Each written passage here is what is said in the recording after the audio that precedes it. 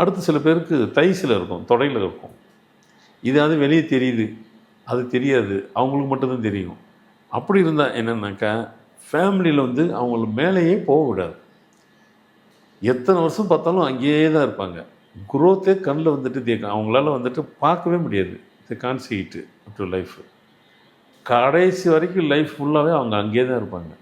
உழண்டுக்கிட்டே இருப்பாங்க. லைஃப் உள்ளே சுற்றி சுற்றி சுற்றி வருவாங்க. இதை பண்ண, அதை பண்ண, அப்படி பண்ண, இப்படி பண்ண, எதை செஞ்ச சொல்லிகிட்டே இருப்பாங்க. எதுவுமே சரியாக வராது. ஃபேமிலி லைஃப்லேயும் தொந்தரவு கொடுத்துட்ருக்கோம். சில பேருக்கு கணுக்காலில் இருக்கும்.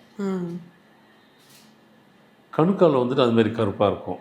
அப்படி கொடுத்து என்ன இருக்குதுன்னு பார்த்தீங்கன்னாக்கா, அவங்களுக்கு வந்துட்டு உடல் ரீதியாக தொந்தரவு இருக்கும், ஹெல்த் ப்ராப்ளம் இருக்கும்.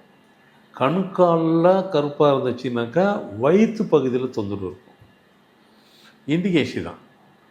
ஜுரம் அங்கே அடித்தாக்கா அங்கே நெறி கட்டும்ன்ற மாதிரி கணுக்காலில் கருப்பாக சடனாக ஆயிடுச்சுனாக்கா வயிறு சம்மந்தப்பட்டது, வயிற்றுக்குள்ளே பெரிய வேலை செஞ்சுருக்குன்னு அர்த்தம், பெரிய வேலை வச்சுருக்குன்னு அர்த்தம்.